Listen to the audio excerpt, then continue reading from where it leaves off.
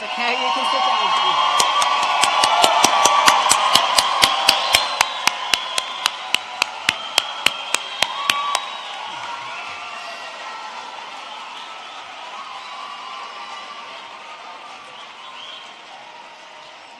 Good evening.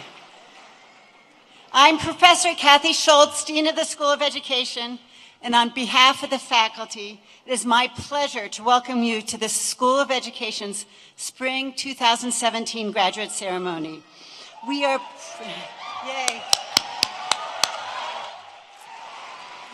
proud of this tradition of having our own graduation ceremony, now over a decade old.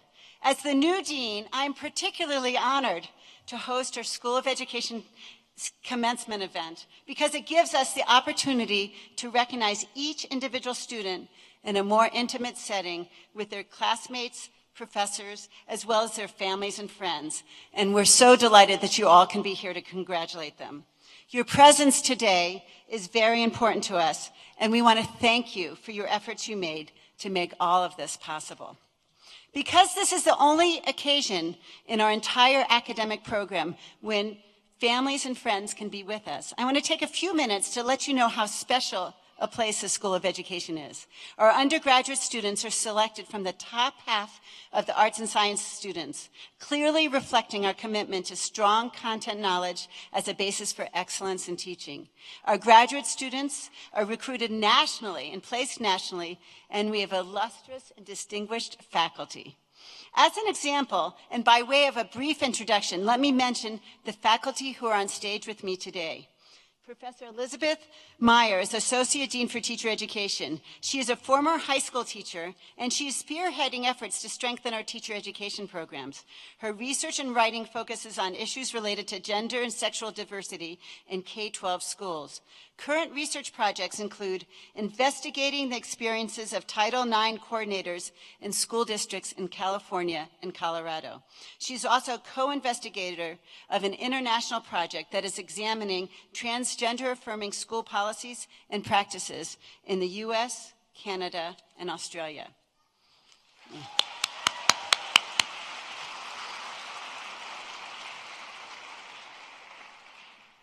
Professor Michelle Moses is Associate Dean for Graduate Studies and Professor of Education Foundations, Policy, and Practice. She is a philosopher of education who studies educational policy issues related to the equality of educational opportunity and social justice. Her recent research spans issues such as affirmative action and how low-income students develop their social capital. Michelle was recently awarded the 2016 Hazel Barnes Prize, which is CU Boulder's most distinguished award for faculty. It recognizes a faculty member who exemplifies the enriching interrelationship between teaching and research, and she is our School of Education's first winner of this award.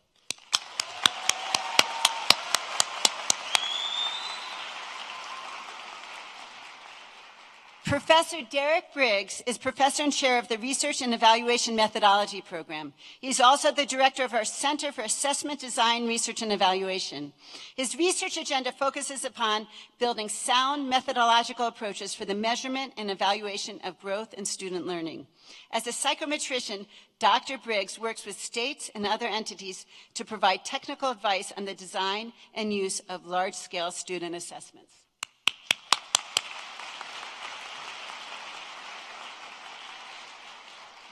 Professor Victoria Hand is an associate professor of education in curriculum and instruction.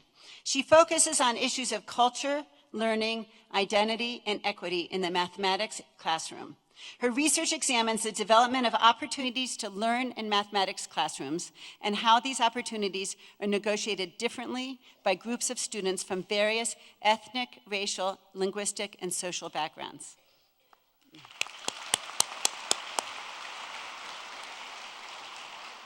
Professor Jamie Stillman is an associate professor in education equity and cultural diversity. Her research focuses on the factors that mediate teachers' capacities to develop equity-oriented, responsive instruction in high-poverty schools serving historically marginalized youth, especially bilingual students. Dr. Stillman focuses primarily on two factors: educational policies and features of university teacher education to generate understandings about pre-service and practicing teachers' learning and work across contexts, and the implications of this work and learning for culturally and linguistically diverse students.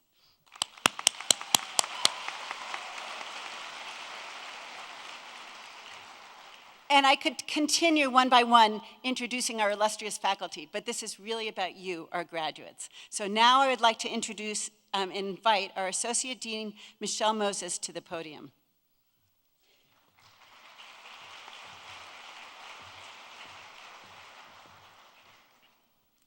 Hi, everyone.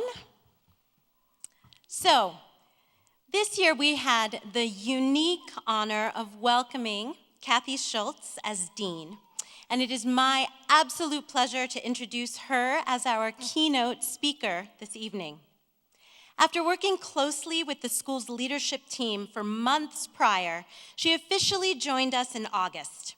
Previously, Dean Schultz was professor and dean of the School of Education at Mills College in Oakland, California, where she formed strong partnerships with schools and communities.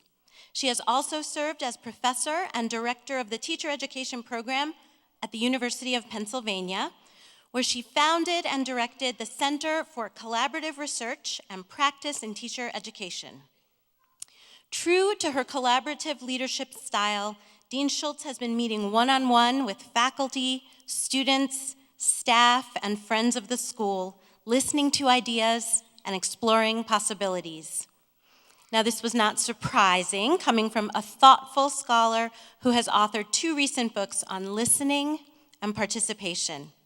Please join me in welcoming Dean Schultz.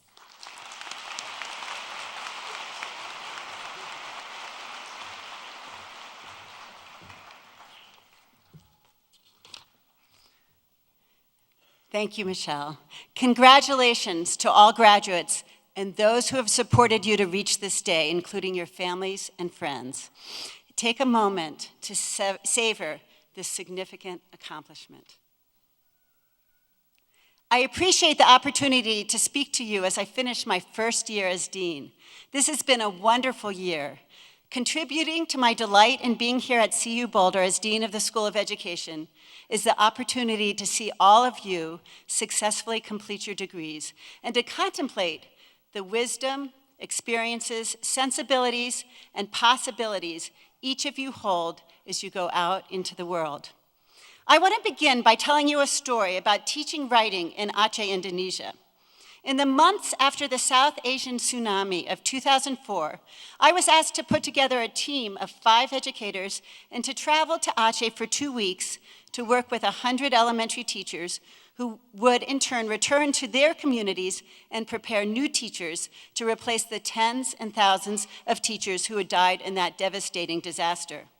In our workshops, we taught the teachers ways to teach the various elementary subject areas by engaging them in learning through student-centered methods using local materials. My role was to introduce them to methods for teaching literacy, and I focused on the teaching of writing. The teachers had grown up in families and communities where storytelling was a central component of their lives. They fluently and enthusiastically told stories and sang songs at the beginning of each of our classes. At the same time, like most teachers around the world, they taught writing as copying. Most had never written a story, much less taught anyone to do so, how to do so. I encouraged them first to tell stories to each other and then to write and illustrate these same stories in books. Many of their schools had been destroyed, and in addition to teaching writing, I wanted to teach them how to make books for their own and their colleagues' classrooms. As an initial project, I taught them how to make a simple 10-page book by folding a single piece of paper into that book. I gave them art supplies to take to their dorm rooms overnight and asked them to bring back a book with their completed story the next day. Despite the small size of the books, their stories were richly illustrated, and many contained powerful stories.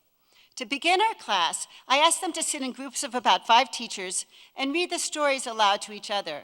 Next, a few people volunteered to read their stories to the entire group. They were visibly proud of their accomplishment.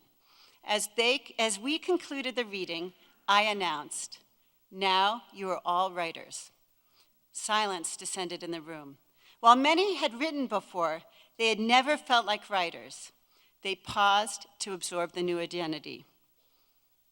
Each of you came to the School of Education, whether to learn or to teach or to work with youth, to become a professor, to work in policy, or to follow another path, with rich and varied experiences and knowledge, gleaned from many sources. Your graduation today is not simply marked by the accumulation of knowledge, although that may be important. It denotes the tools you have acquired, as well as the experiences you have gained in classrooms and communities, school districts and university classrooms. Your experiences of doing the work of a researcher, policymaker, or teacher is at the core of your learning. As with the Achenese teachers who learned to teach writing by writing themselves and producing books that displayed their learning, you have learned to be teachers through all of these experiences that allowed you to practice and later display your knowledge. And as a side note, these kind of immersive experiences will also be transformative for your students. So just as I declared that the teachers in Aceh were writers, I now declare that you are all teachers.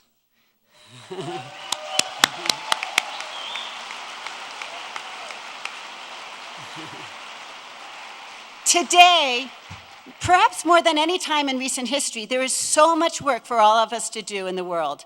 And with so much to do, and so much you want to do, I want to do my time-honored duty as a graduation speaker and give you some advice.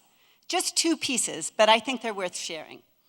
My first piece of advice: be intentional about your goals, whether for yourself or your students, and work incrementally toward them.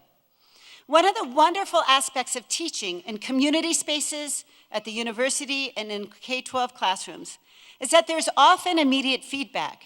It is exciting to see when a person, young or old, has learned something or a lesson has been successful. Progress is often easy to measure when you're teaching. However, longer-term goals are often more elusive and require careful planning involving incremental steps. It is rare that we achieve our life goals immediately, and our initial goals often don't lead us in productive and satisfying directions. I was a child of the 1970s when we were all convinced that we could change the world. We saw teaching as a pathway to making the kind of social and political changes we all believed were necessary. But in my first job as a teacher, I realized that my daily work was more immediately about reaching individual children than changing the world. Later as a principal, and then as a teacher-educator, my work was to teach and lead others in their work in schools and communities.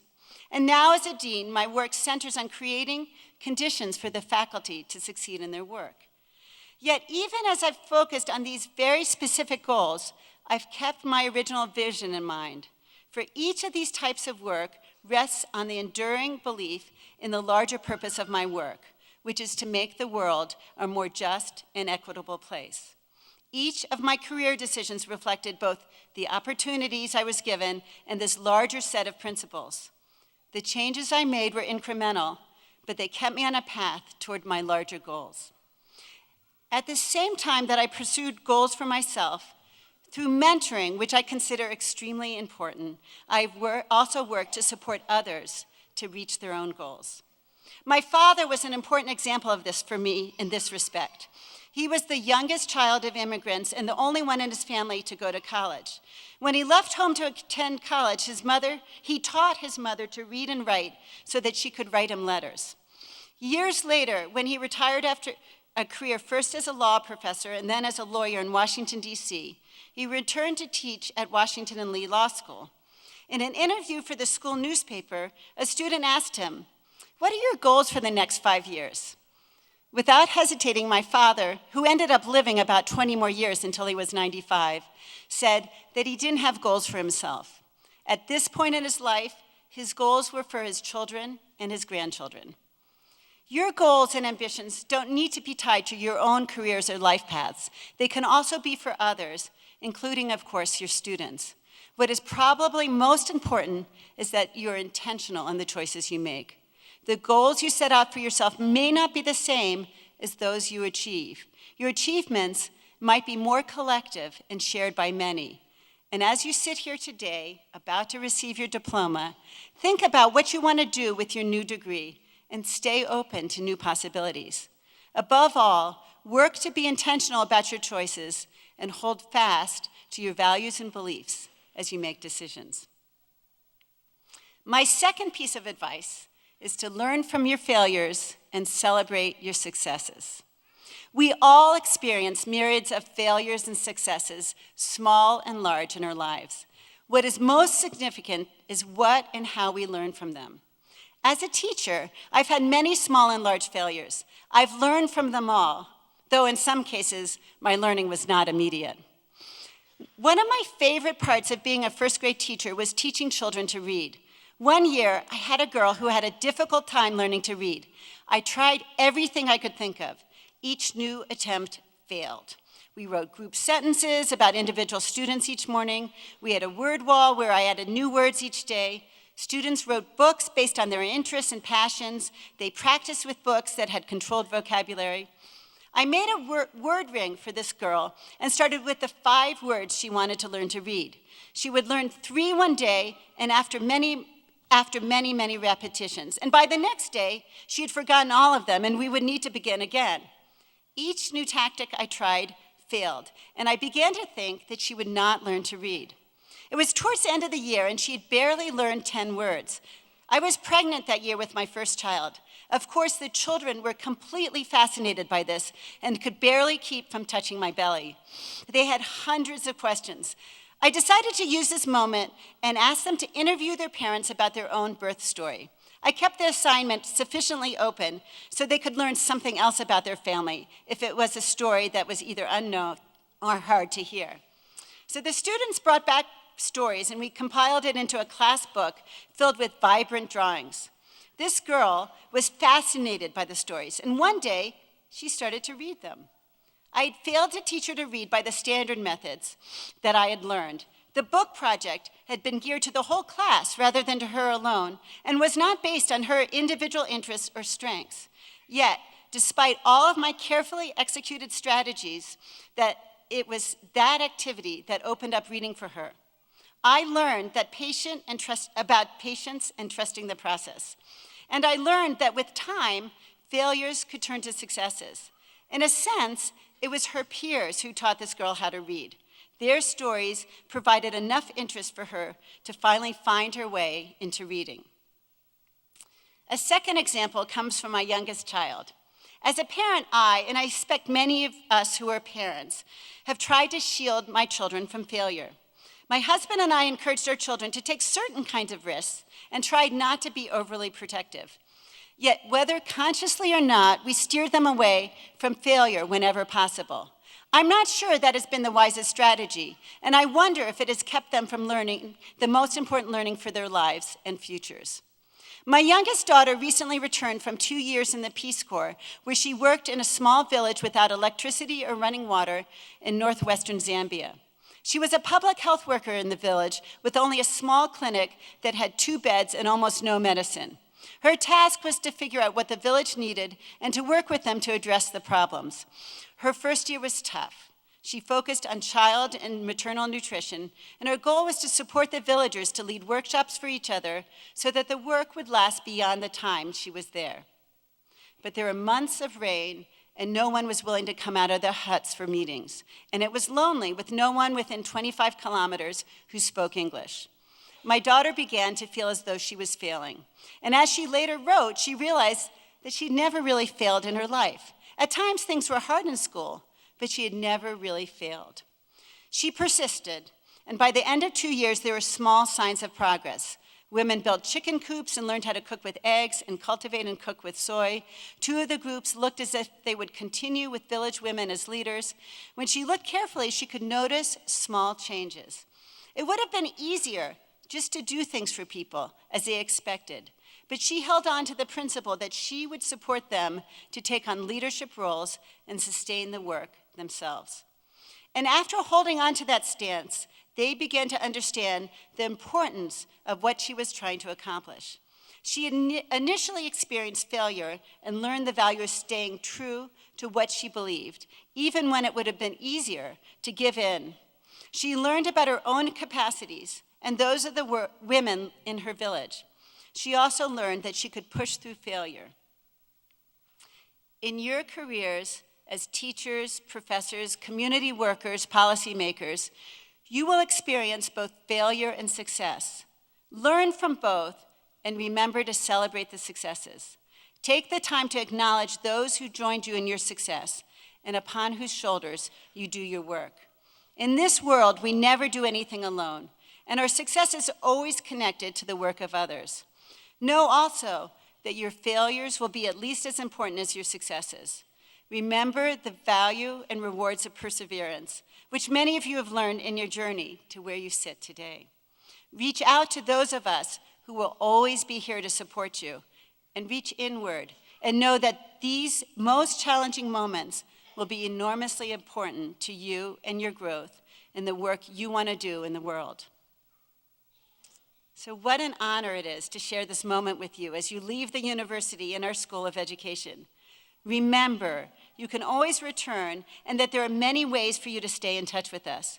I hope that you leave with the knowledge that your work with others will make a difference. You will fail and you will succeed. In the end, you will contribute to making the world a better place. There is so much work for all of us to do. Believe in the incredible power of our collectivity and our humanity to respond to what the world needs. And most importantly, please remember as you take action to act with kindness and love. Our country and indeed our world is becoming meaner each day. We don't have to succumb to that. We can choose to be kind. And if the teachers are kind, think how much kindness we can teach. Thank you.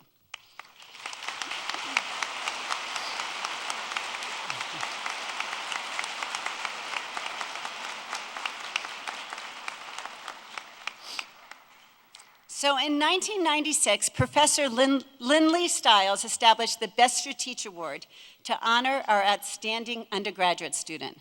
Professor Stiles had the conviction that teaching is a preeminent profession because it nourishes all other professions, and therefore the total of human endeavors. A more detailed explanation of this prestigious award can be found in your commencement program. And when you visit the School of Education building, you'll notice a stone sculpture commemorating Dr. Stiles' Best Should Teach vision near the north entrance.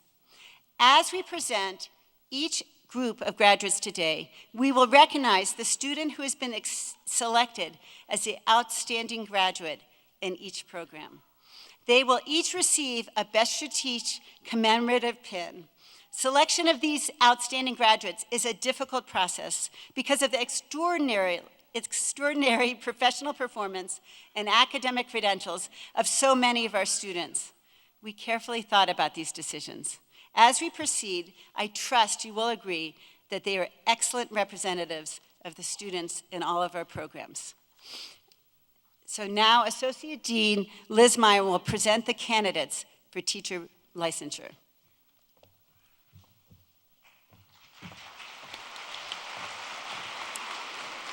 Thank you. I would like to introduce you to Professor Vicki Hand, who will be reading the names of the candidates in the elementary, secondary, K-12 licensure, and the education and leadership minors. Will teacher candidates in elementary, secondary, and K-12 music and the education and leadership minors please rise?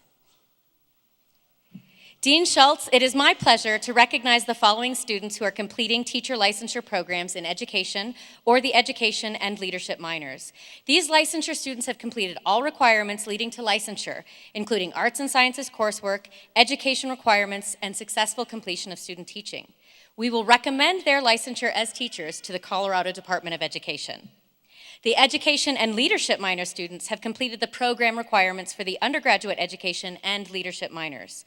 Professor Ben Kirshner, please bring forward the candidates. Oh, you're so on it, Ben. For elementary, secondary, and K-12 licensure, the education minor, and the leadership minor. Candidates, please, well, you're doing fine.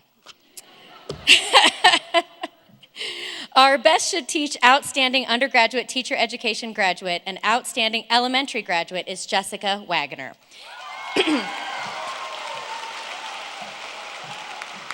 Jessica Wagner majored in English and student taught in 3rd grade at STEM Launch in Adams 12 5-star schools. From the start of her teaching journey, she consistently asked crucial questions, completed outstanding work, and sought critical conversations about teaching and learning.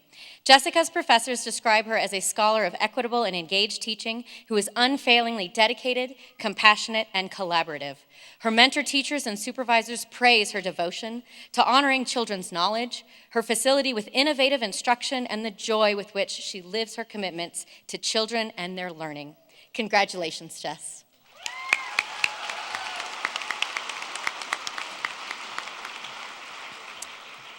Unfortunately, Diana Rapp, our outstanding CU Teach graduate, is unable to make it this evening, but we would like to say a little bit about her. Diana Rapp's insatiable enthusiasm for learning, combined with her relentless pursuit of innovative ways of teaching mathematics, made her a joy to work with. Her work on a Noyce teacher research team highlighted her relentless pursuit of learning, the best teaching practices from a team of expert mathematics and science teachers. Diana embraced this professional development opportunity with a hunger for perfecting her craft, evidence that she is the epitome of a lifelong learner. She has an ability to build strong, solid relationships, resulting in motivation and commitment on the part of students, and a desire to work with her on the part of peers and coworkers. She is gifted at balancing innovative ideas, curriculum requirements, and the social emotional needs of kids, creating really powerful lessons about things that matter. Congratulations to Diana.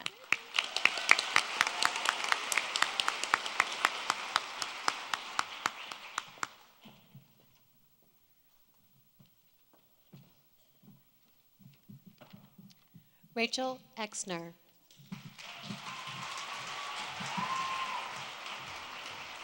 Hannah Steketee.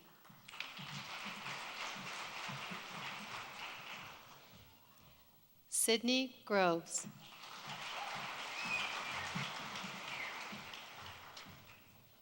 Bridget Cooper.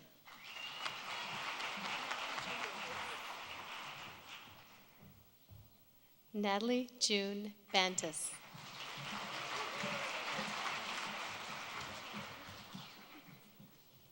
Chetan Kobach.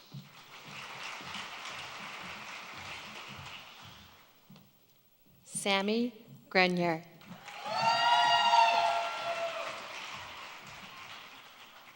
Shannon Lacey.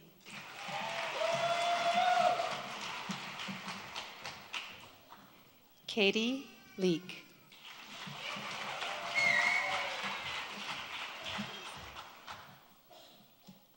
Kaisley Ladd.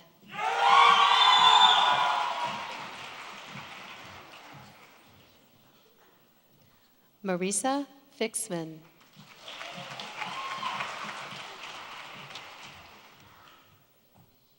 Hannah Roy.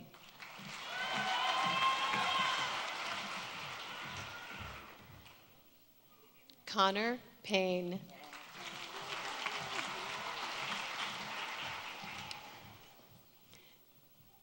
Nicole Nightenbach.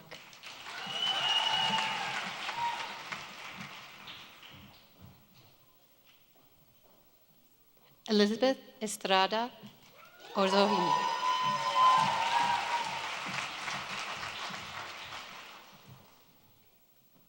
Elise Volpe.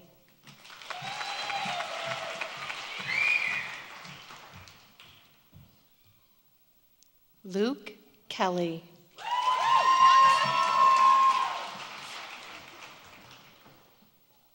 Erin Elizabeth Kavanaugh.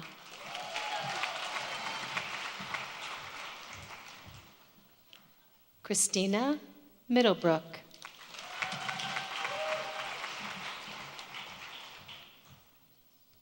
Haley Elizabeth Forsyth.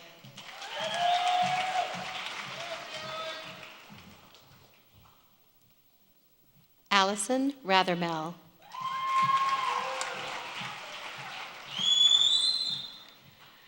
Yuri Villavicencio.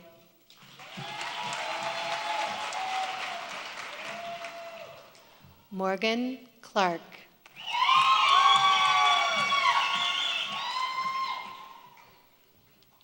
Jessica Isahi.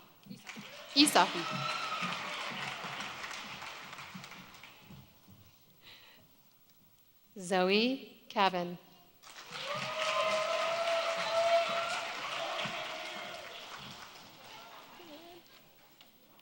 Rowan May Taylor.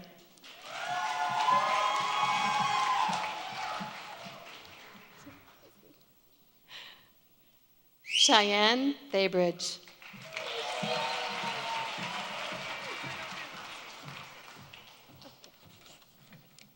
I know your name. Lauren Karp.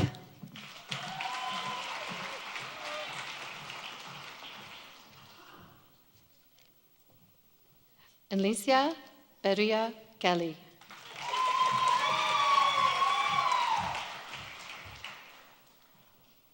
Jack Lacaruba.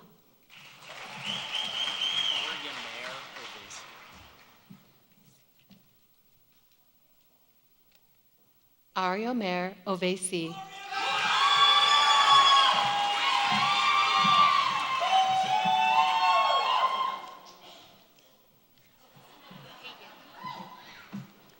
Carly Hagan.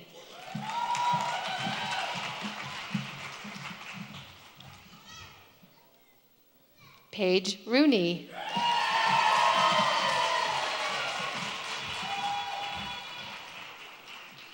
Mackenzie Candy.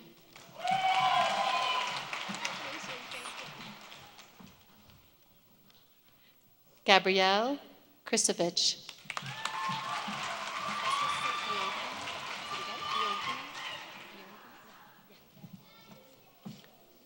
Elizabeth Ionkina.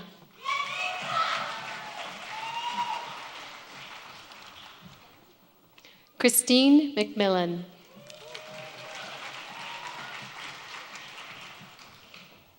Michael Rupert.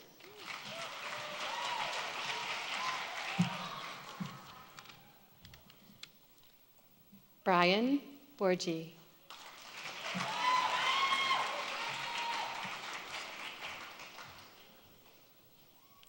Brooks Emery.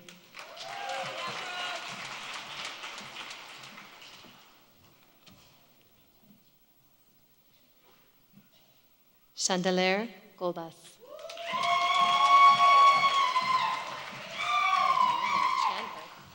I think that was Chandler, actually. Sorry. I made it more fancy. Aaron Gerton.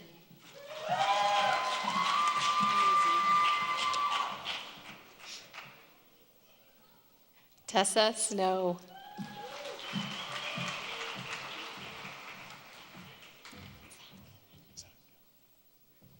Thomas Zach.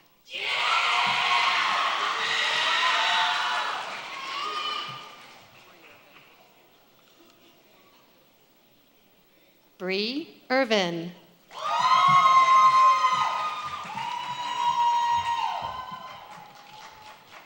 Ryan Berg.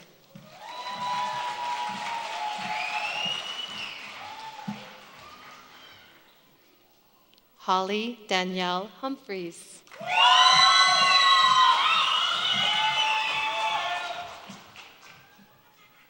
Samuel Kim. It's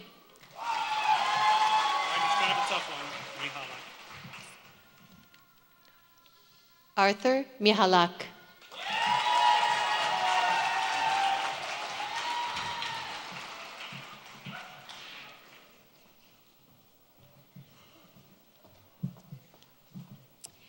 And now, Professor Michelle Moses, our Associate Dean for Graduate Studies, will introduce our master's graduates.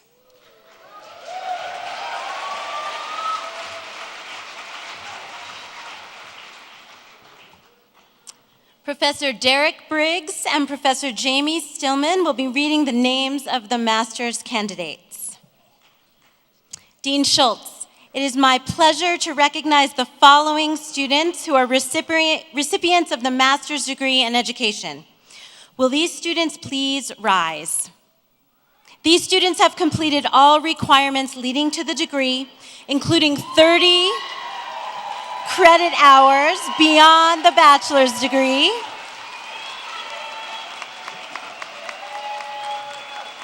and successful completion of the comprehensive exam requirement. We have recommended awarding the Master of Arts degree to the Graduate School of the University of Colorado for these candidates. Professor Webb will be bringing forward the master's candidates.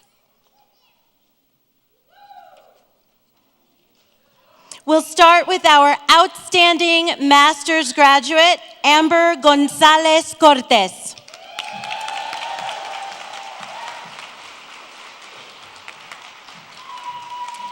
Amber came to CU Boulder determined to earn 2 endorsements in culturally and linguistically diverse education and in special education. We are the only school in the state to offer this double endorsement, and completing it is no easy feat. During the MA program, Amber brought her work to her school district to change its practices toward equity. For example, she reviewed the McGraw-Hill Wonders for English Learners curriculum, concluded that it was problematic, and made sure that her district provided students with a much better curriculum. She also designed a toolkit for educators to explain how new federal policy will impact emergent bilingual students, as well as a self-guided professional development video to help teachers understand the needs of bilingual students with identified disabilities. As an English language development teacher, Amber teaches to ensure powerful, equitable, and culturally inclusive educational experiences for all. Congratulations.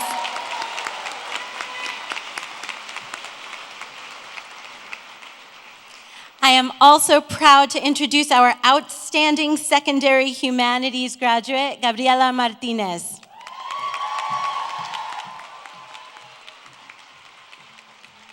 Gabriela is an enthusiastic and critical educator who is dedicated to making a difference in the lives of her students.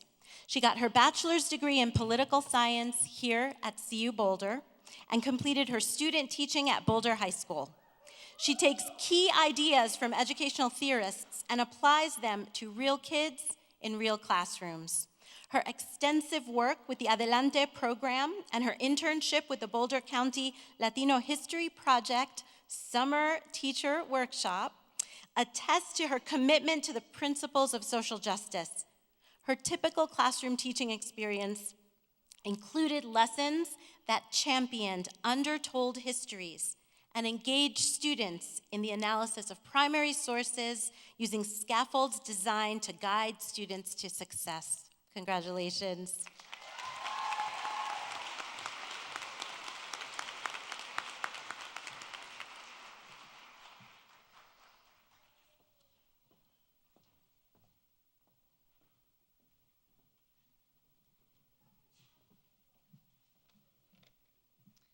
Carly Bennett.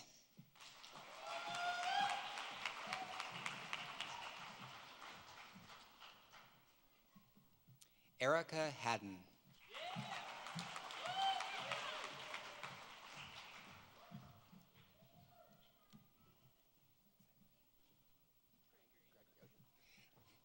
Halen Gregory.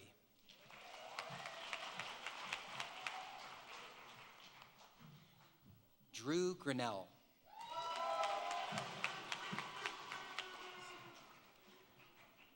Sean Cortis.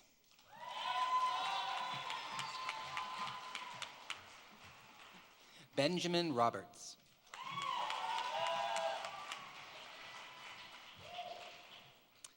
Valerie Isabel Contreras.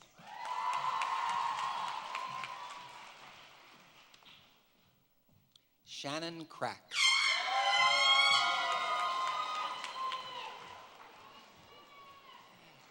Emily Kelly.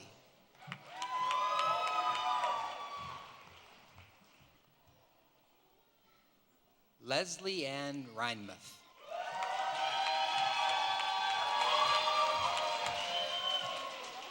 Lindsay Curvon.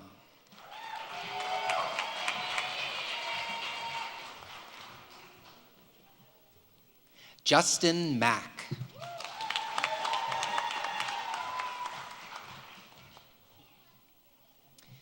Tommy Shimrock.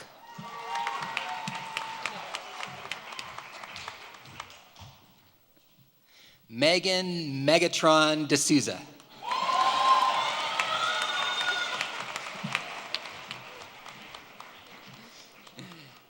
Kara Harrington.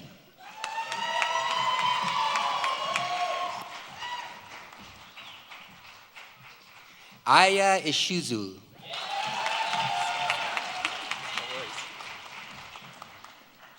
Annabelle Merg.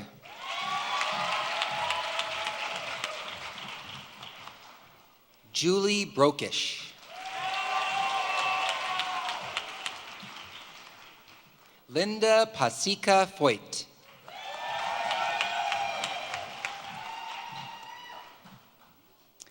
Karen Ann Gilmartin Werner.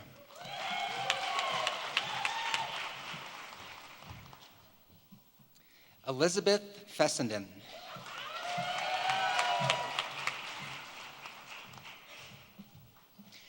Brittany Rivera.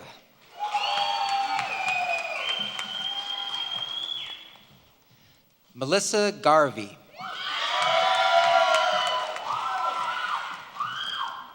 Amanda Karna Mayhew.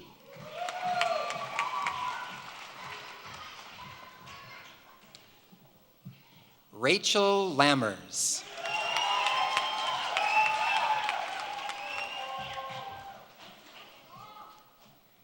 Vanessa Ann de Leon Roberts.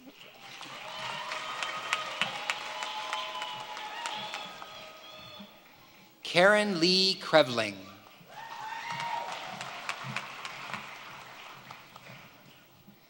Danielle Miller.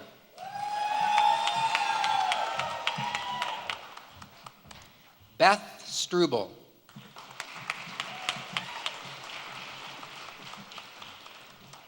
Paige Wild.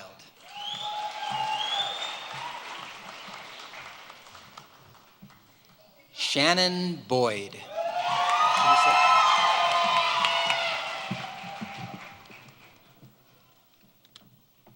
Jessica Pittman.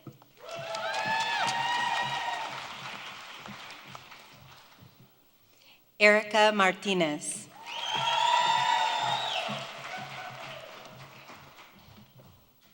Rebecca Ray.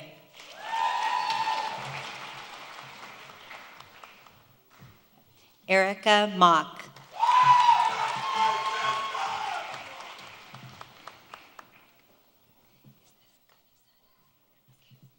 Paulina Rodriguez Canizares.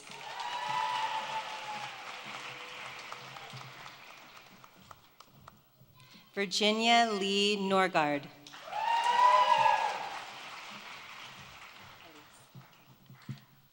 Elise Esclamado.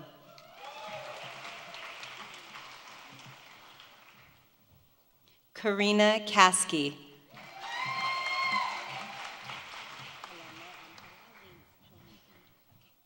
Helena Angela Kinton. Sarah Karen Dolly.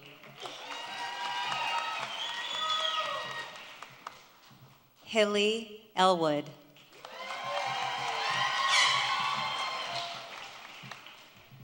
Wendy Mann.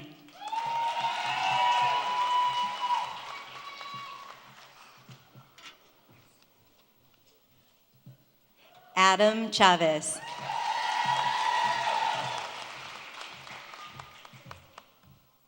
Jessica Solis.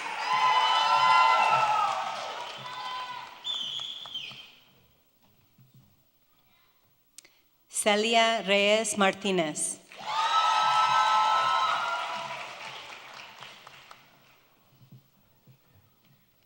Martha Padilla.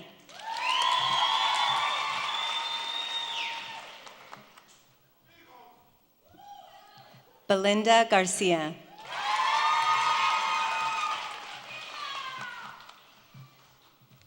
Rebecca Lynn Hernandez.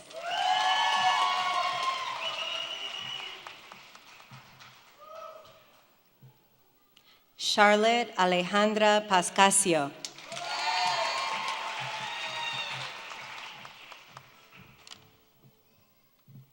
Liliana Melendez.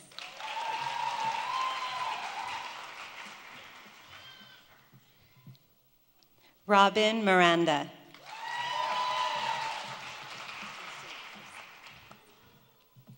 Rocio Vargas.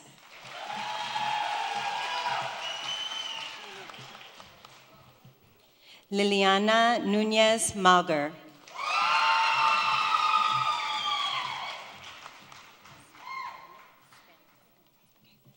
Sonia Spanitz.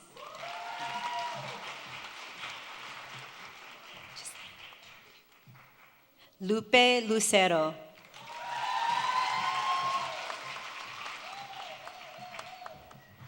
Jan Chamberlain.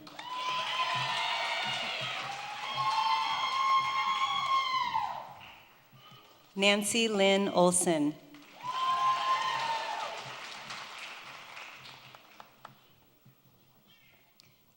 Carmen Rocio Acosta Humanes.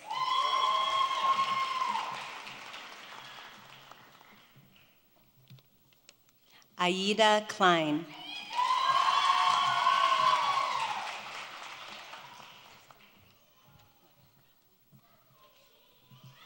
Esther Mathoka.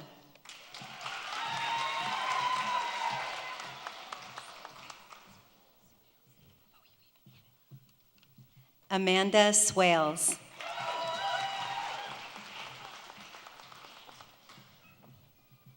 Courtney Ronho.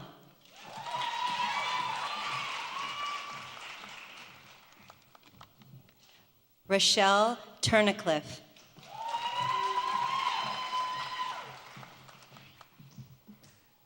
Holly Sprague.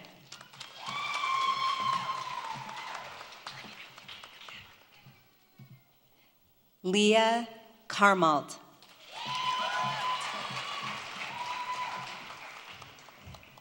Jennifer Jessica Gonzalez.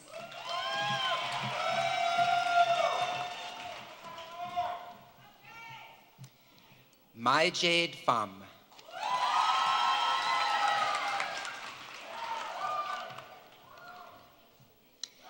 Elizabeth Baldivia. Baldivia. Jorge Garcia. Rachel Coomer.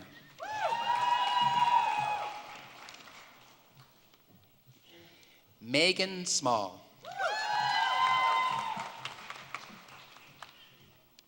Alexis Christine Citron.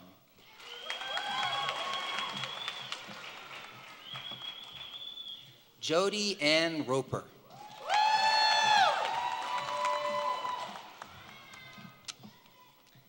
Kelly K. Pearson.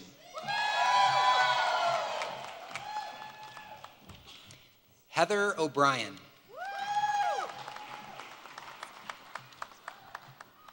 Trisha Ann Bailey.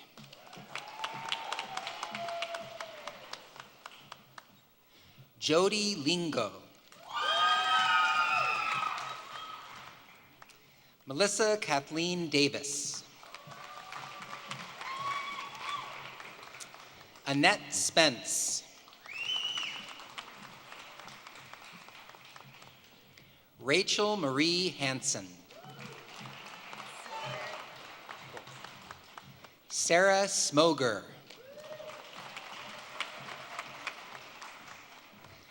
Christina Everett Kramer. Dana Finch. Leah Gorowitz.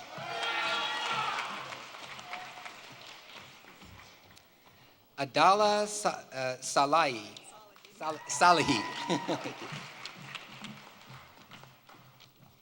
Jacob Dunn.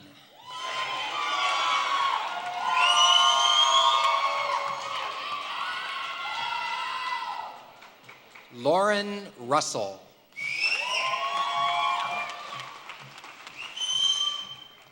Dana Cooksey.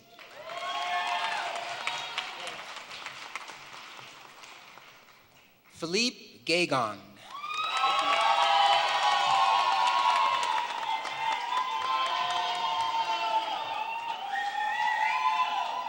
Stephen Krupansky. Sorry. Allison Stewart. Kylie Holmgren.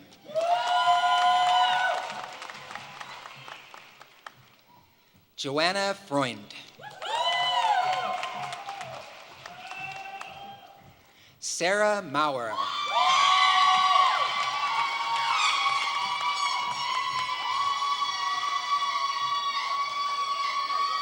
Michael Dennis Monahan.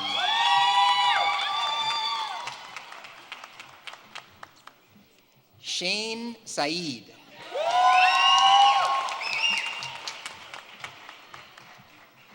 Jamie Lee Smith.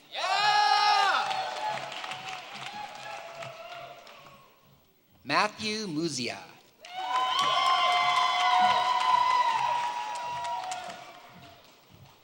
Addison D. Bidney.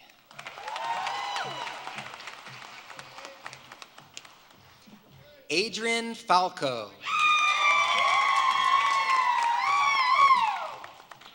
Rawa Abu Al-Sama.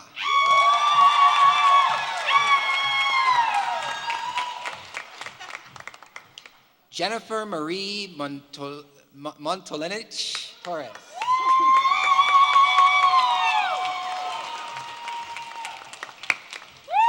Tracy Weber.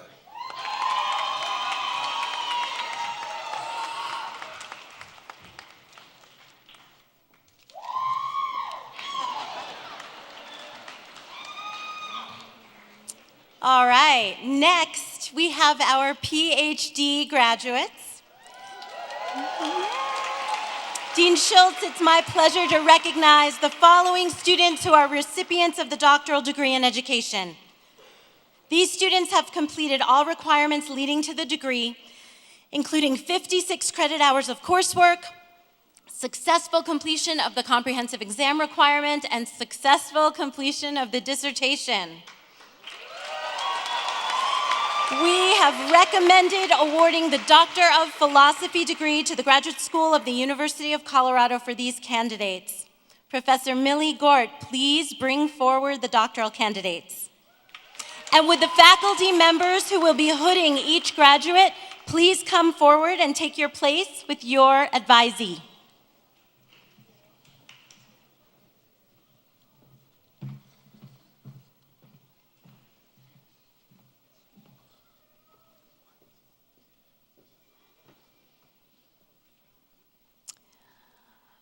First, we will congratulate our outstanding doctoral graduate this evening, Adriana Alvarez.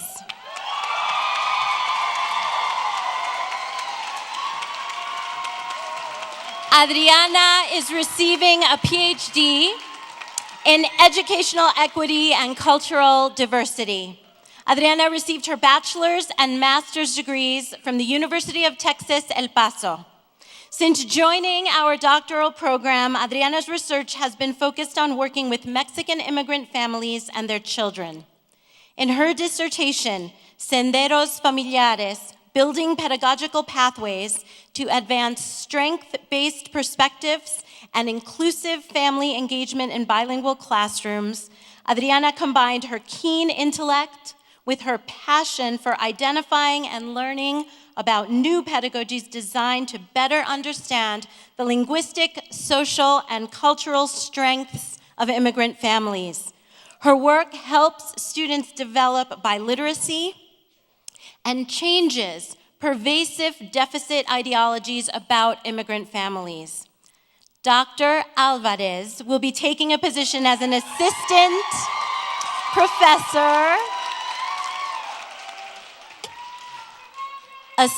professor in curriculum and instruction at the University of Texas in Austin next year. Congratulations.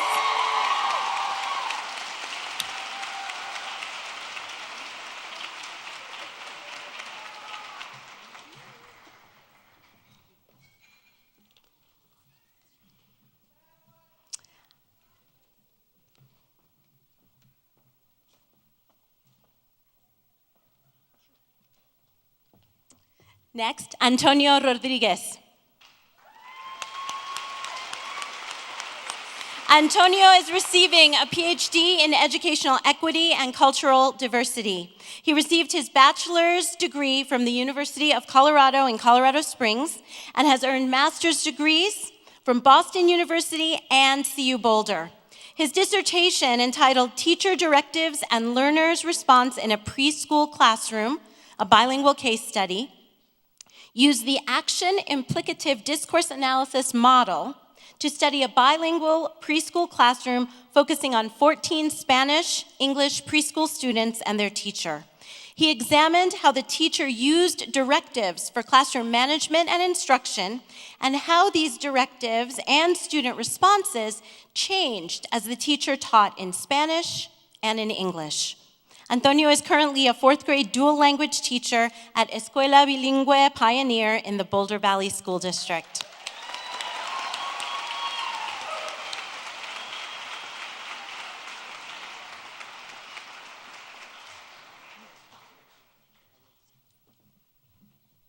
Chelsea Shade.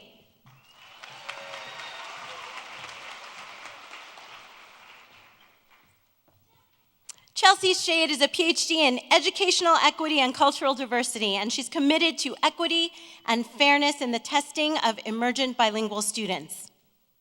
She combines her experience as a high school mathematics teacher and her formal training in the field of assessment and linguistic diversity.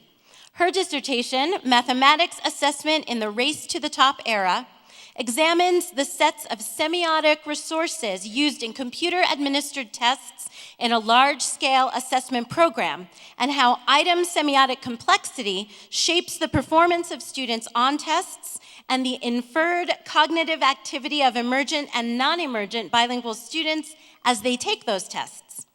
Findings from the study are relevant in helping the developers of high-stakes tests to improve in ways that are sensitive, valid, and fair for emergent bilingual students.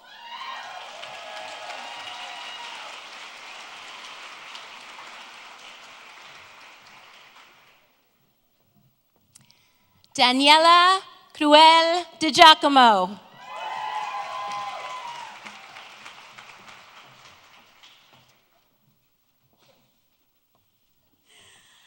Dr. DiGiacomo is receiving her PhD in Learning Sciences and Human Development. She received her BA from University of California, Berkeley, and her Master's in Development Studies from Cambridge University in England.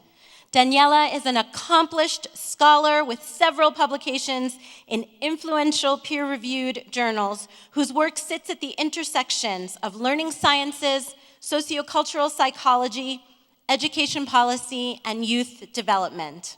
Her dissertation examined conditions that support relational equity and humanizing relationships between teachers and students, with a particular focus on how educators learn to bridge power differences across lines of race, ethnicity, and class with young people. Dr. DiGiacomo recently accepted a postdoctoral research position at University of California, Riverside, where she is studying education policy and youth civic engagement.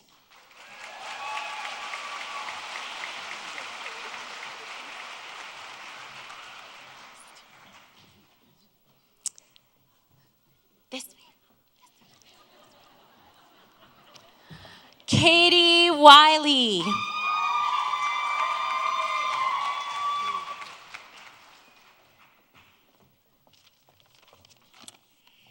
Katie Wiley is getting a PhD in Educational Foundations Policy and Practice with specializations in sociology of education and qualitative research methods. She is known throughout the School of Education as whip-smart, caring, and generous friend and colleague who always goes out of her way for others. She received her BA from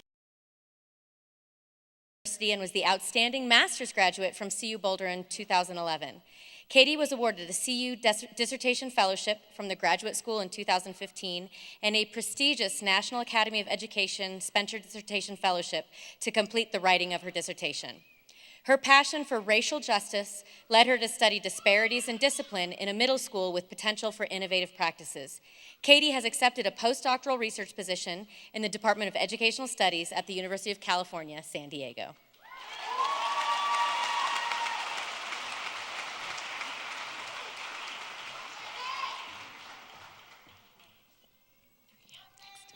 Kimberly McDavid Schmidt.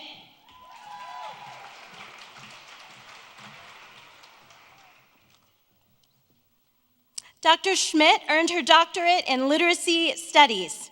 Her thesis is entitled, "Stop Messin' with Something: Children Negotiate Collaborative Multimodal Responses to Literature, a study of fifth graders composing processes, identities, and positioning." Recognized as the outstanding student paper by the 2017 AERA Writing Special Interest Group, Kim's study adds new insights about the importance of children's relationships in collaborative work and the ways in which digital tools mediate possibilities for expression. Kim is known amongst our literacy community for her caring nature and steadfast commitment to social justice and equitable education. These commitments are reflected in her research as well as her teaching and professional development work.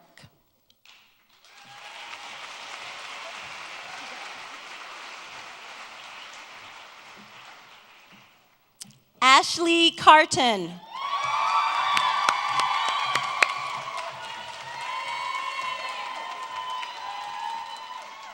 Dr. Carton is receiving her PhD in curriculum and instruction with a specialty in literacy studies. Prior to PhD studies, she completed her master's at University of Connecticut and taught English in public schools. During her doctoral studies, she demonstrated immense gifts for justice-centered research and teaching. Her dissertation, entitled "The Affective Archive: Supporting Critical Affective Practitioners and Pedagogies in Teacher Education," examines how theories of affect and emotion can be made tangible for pre-service teachers. The project that she designed and studied extends understandings of how to address issues of power and positioning when attending to social and emotional dimensions of teaching and learning. Ashley is currently our Director of Elementary Field Experiences for our School of Education.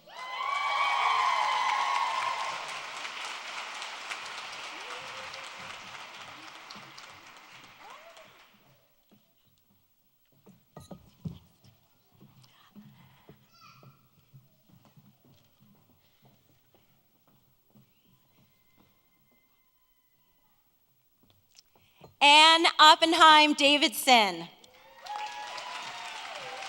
Dr. Davidson is receiving her PhD in educational equity and cultural diversity with an emphasis on the education of both culturally and linguistically diverse students and students who qualify for special education services. Anne earned a BA in communication from CU Boulder and an MA in special education from the University of Colorado, Denver.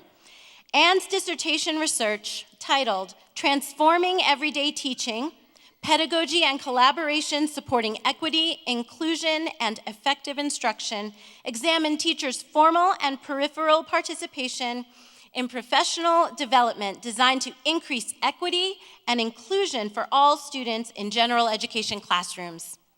Findings suggest that inclusive and responsive instruction requires context-specific and flexibly responsive professional development content and structures.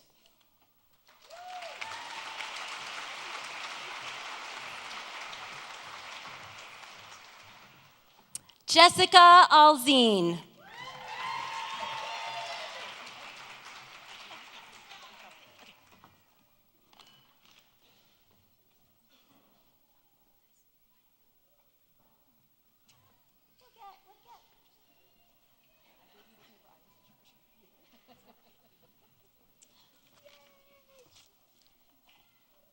Dr. Alzine received her BA in English Pedagogy from California Baptist University. As a doctoral student in the Research and Evaluation Methodology program, J-Money, has been known for her upbeat personality, an endearing sense of humor, and an ability to deliver a trenchant presentation on statistical methodology. In her dissertation entitled Using Observation Protocol Scores to Make Inferences About Change in Teacher Practices, Jessica examined 2 years of classroom practice ratings collected from hundreds of elementary and middle school teachers in 6 urban school districts. She uses this data to quantify trends in teachers' ratings over time. Although Jessica may not have come to a conclusion on which is more challenging, measuring teacher growth or placating her dissertation advisor, she persevered in both of these tasks with determination and grace.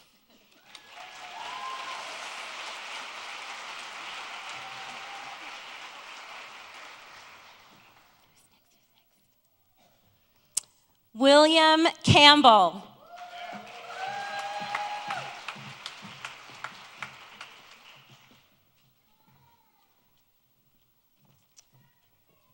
Bill Campbell wants children who are learning mathematics to experience it with their whole bodies, hearts, and minds. As a former mathematics teacher, Bill knew that having his children seated at desks, learning concepts and procedures, severely hampered their ability to see mathematics as a human activity and to experience themselves as makers and doers of math. His dissertation, When Mathematics Moves You, was a design experiment where he engaged elementary children in mathematical activities with tools across desks, the floor, and outside. Children use their bodies in complex ways to develop and coordinate mathematical concepts and solutions with each other, while expressing pure joy and ownership in the process. We are excited to see how Bill's work transforms mathematics teaching.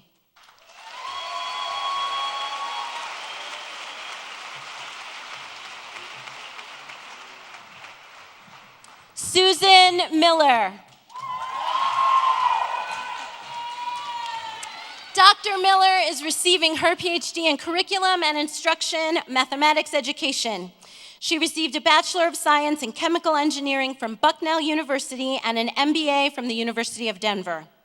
During her doctoral studies, Susan made significant contributions to research projects that investigated ways to support student use of computer programming, computational thinking, and mathematics simulations in secondary classrooms. In her dissertation, she studied the instructional practices of mathematics teachers who use simulations to develop students' algebraic and proportional reasoning and analyzed the differences in teachers' instructional moves when using technology. Dr. Miller recently accepted a position as Director of Mathematics for the Archdiocese of New York, which serves over 70,000 students in the greater New York City area.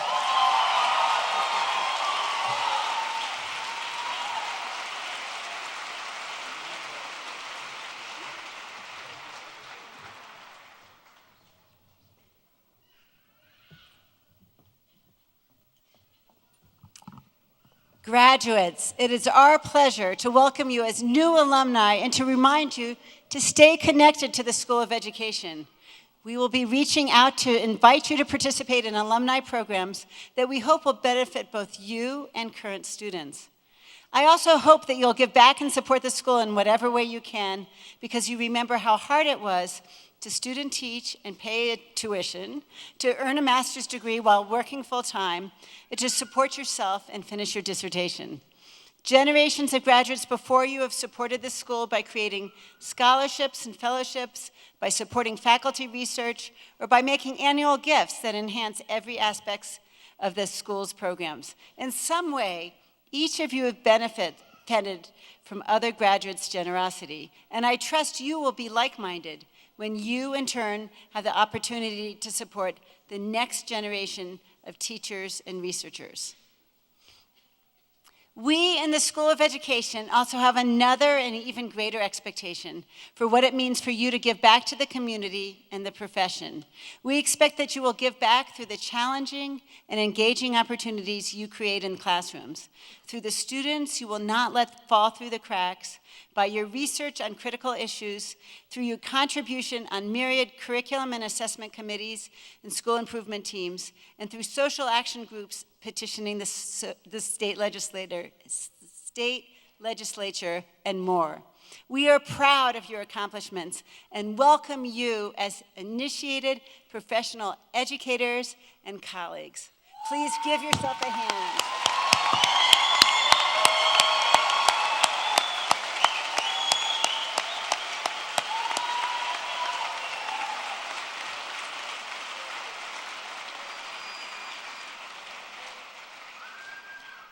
And before I turn to our closing words, I would like to invite the graduates to join me in a round of applause for your family and friends who supported you in reaching today's achievements.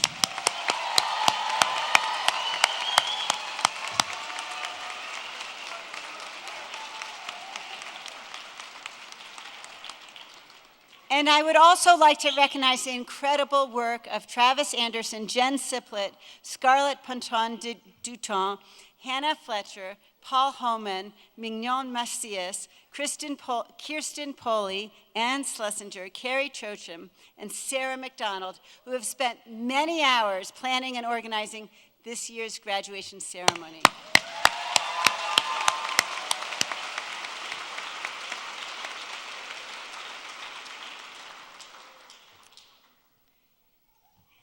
The platform party and the faculty will lead the procession out, followed by the graduates starting in the front row.